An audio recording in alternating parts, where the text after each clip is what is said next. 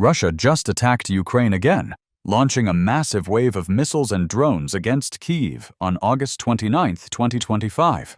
The explosions lit up the night sky, shattering apartment blocks, crippling power grids, and forcing thousands of civilians to take shelter. But this wasn't just another strike.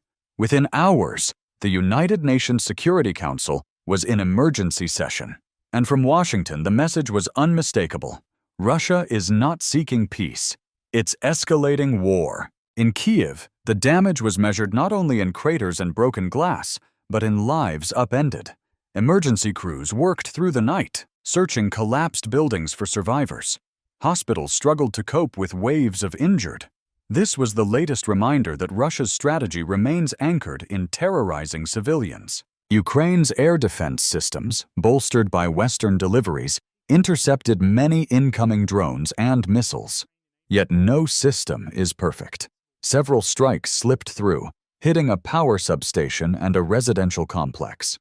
Ukrainian officials said at least dozens were injured, with fatalities still being counted. For Moscow, this was meant to show strength.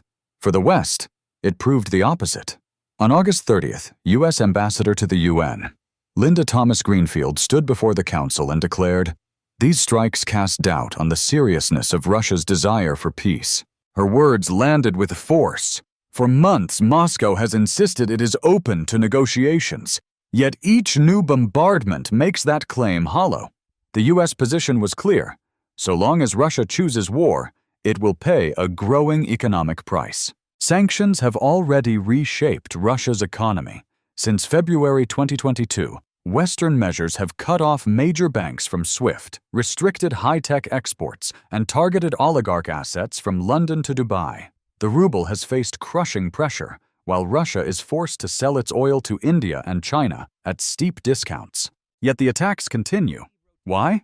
Because Moscow sees strikes on cities as a way to demoralize the public and force Kyiv to concede. But history shows the opposite effect. Just as Londoners held firm under Nazi bombing in 1940, Ukrainians have proven remarkably resilient. That resilience was on display immediately after the August 29th strikes. Videos from Kyiv showed residents sweeping glass from their homes, reopening shops, and hanging Ukrainian flags over damaged balconies. It was a visual reminder that Putin's strategy of terror has failed to break the nation's will. Still, the international community cannot ignore the cost. Each attack kills civilians, damages critical infrastructure, and adds pressure on Ukraine's already strained resources. As winter approaches, strikes on power plants and heating systems could pose a humanitarian disaster. This is why Washington's warning at the UN was so pointed. The United States has signaled that further sanctions are ready and military aid will continue. It's a clear message. Russia's missiles may strike buildings, but they will also trigger responses that erode its power. For Zelensky, the moment was ripe. On August 30th, he issued a statement calling for talks to be elevated to leader-level engagement. No longer would Ukraine accept negotiations between lower-tier officials. If the future of Europe was at stake, then presidents and prime ministers had to be the ones at the table. The United States has long understood that this war is fought on two fronts. One is the physical battleground, the trenches of Donetsk, the ruins of Bakhmut, the fields of Kharkiv. The other is the diplomatic arena, the halls of the UN, the conference rooms of Brussels, and the press briefings in Washington. After the August 29th strikes, U.S. officials moved swiftly. Beyond the strong words at the UN, senior administration figures briefed reporters that new economic measures were already on the table. Treasury analysts were exploring ways to further limit Russia's access to foreign currency reserves, and Congress was informed of possible legislation to ban certain technology transfers completely. For the White House, this wasn't just about punishment. It was about signaling to allies and adversaries alike that American resolve had not weakened. 3.5 years into this conflict, some observers wondered whether Washington would begin to scale back its support. The answer, as of late August 2025, was decisive. The support continues. Zelensky understood that this was his moment to press for more. In a speech broadcast from Kyiv, he addressed both his own people and the world.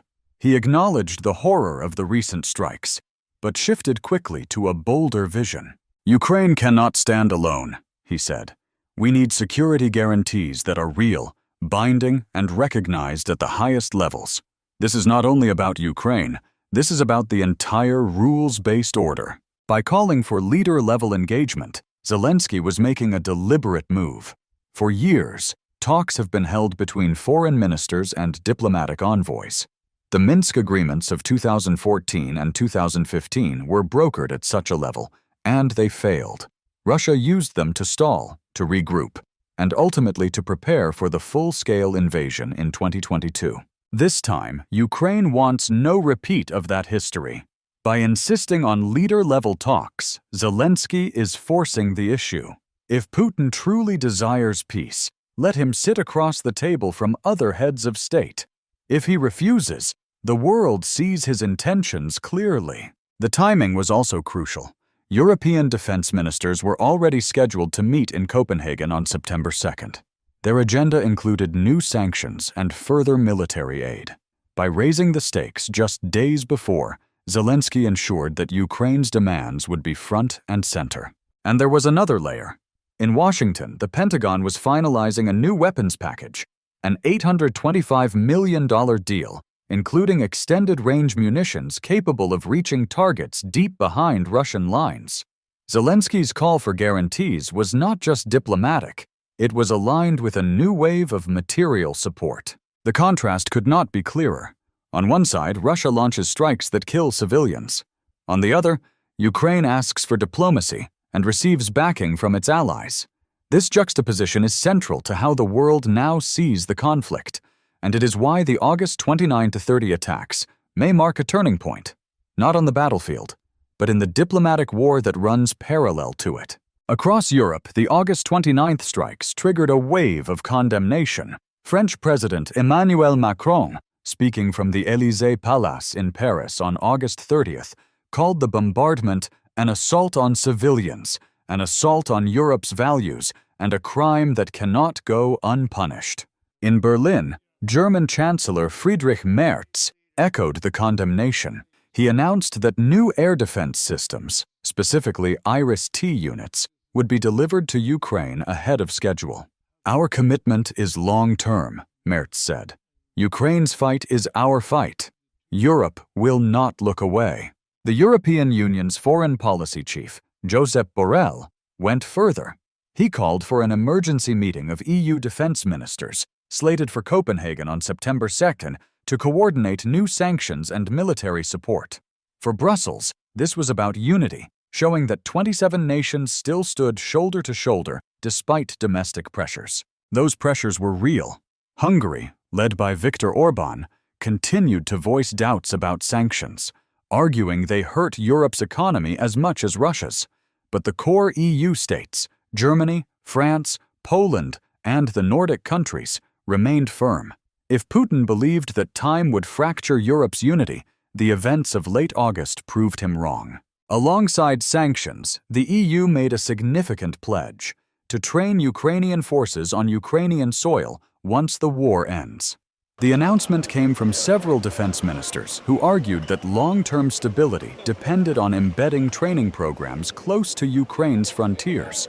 It was a promise that Ukraine would not be left vulnerable once the guns fell silent.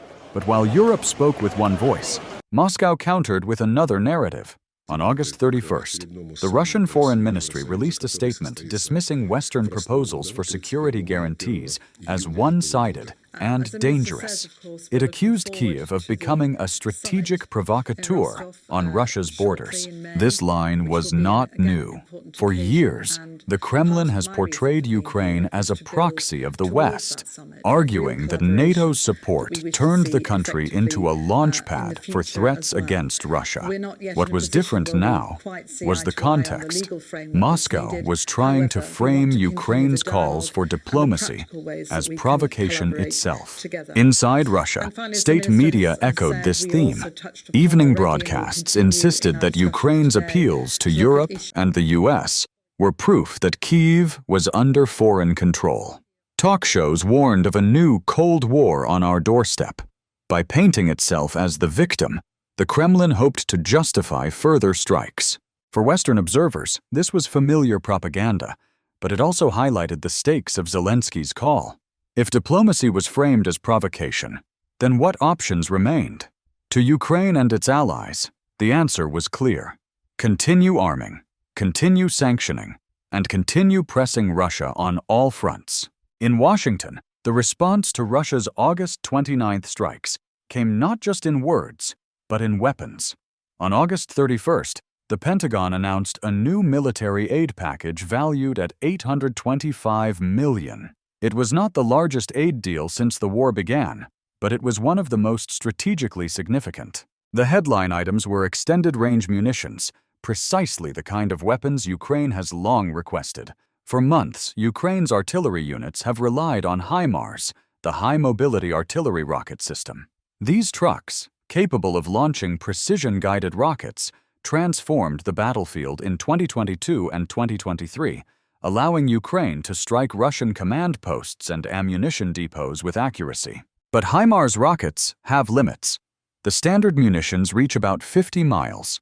The new package includes munitions with extended ranges up to about 90 miles. That difference is transformative.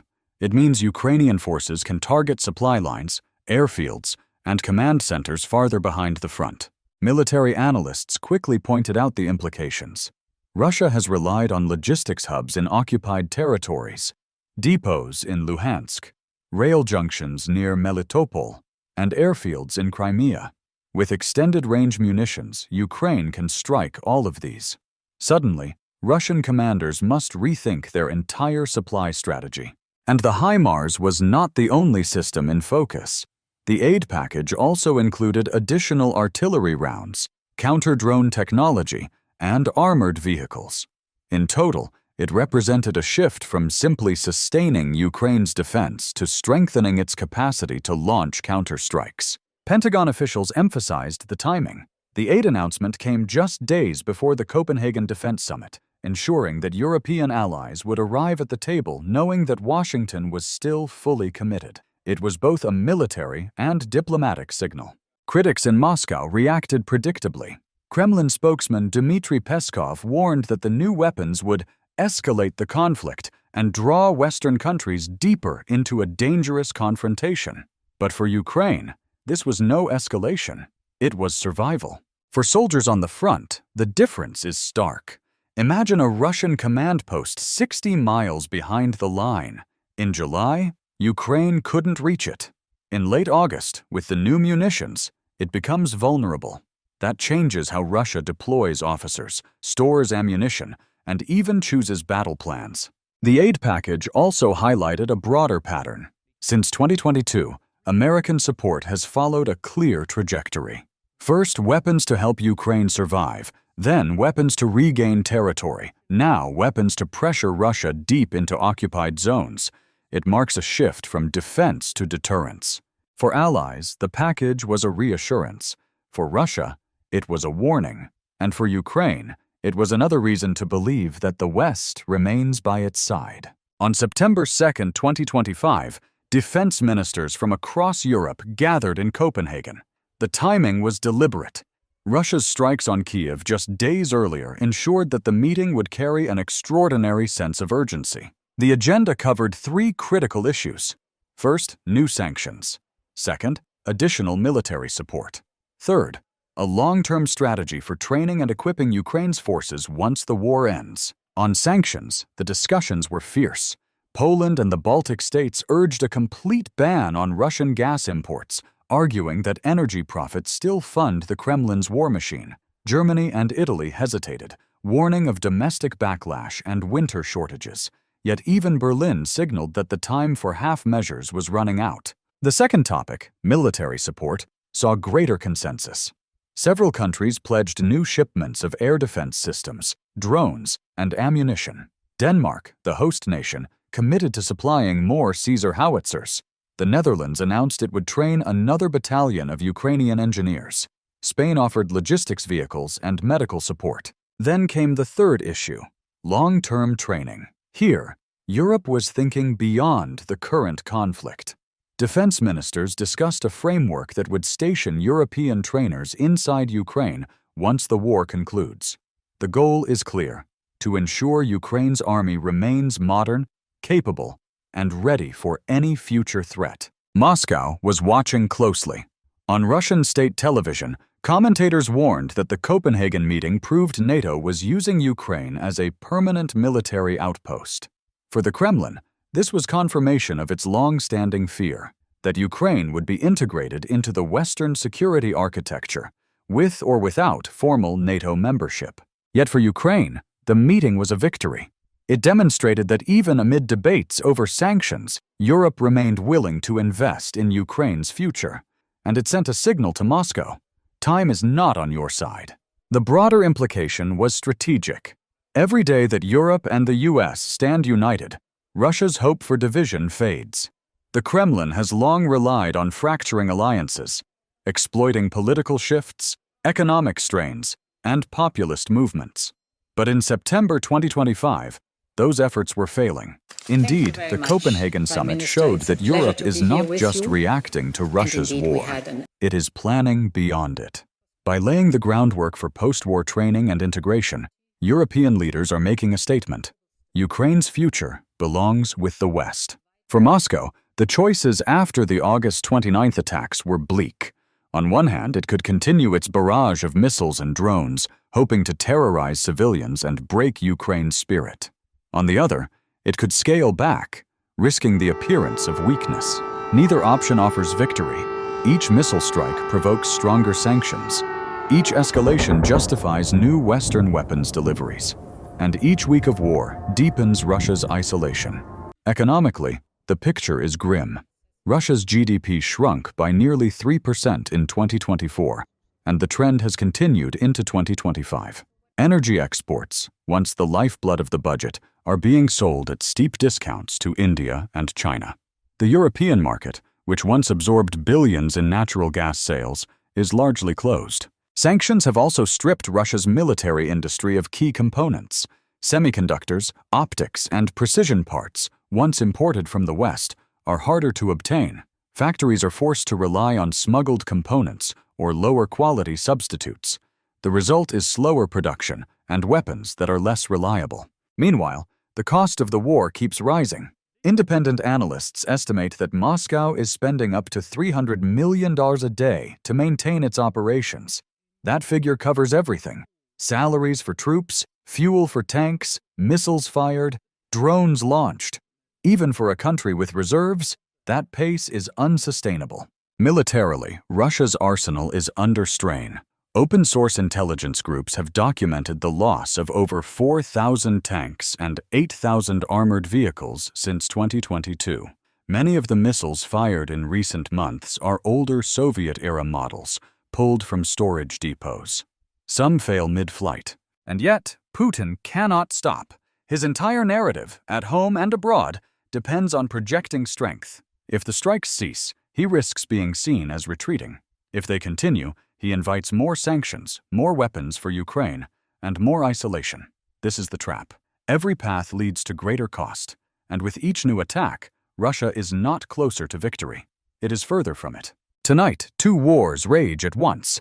One is fought with missiles, drones, and artillery across Ukraine's fields and cities.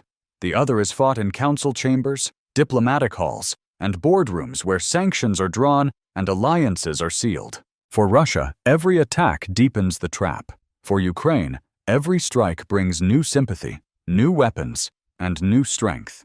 And for the West, every day of unity tightens the noose around the Kremlin. So the question now is this: will Russia break Ukraine, or will diplomacy, firepower, and Western resolve break Russia's illusion of victory? The answer will decide not only the fate of Kyiv, but the future of Europe, the Atlantic Alliance, and the rules-based order itself.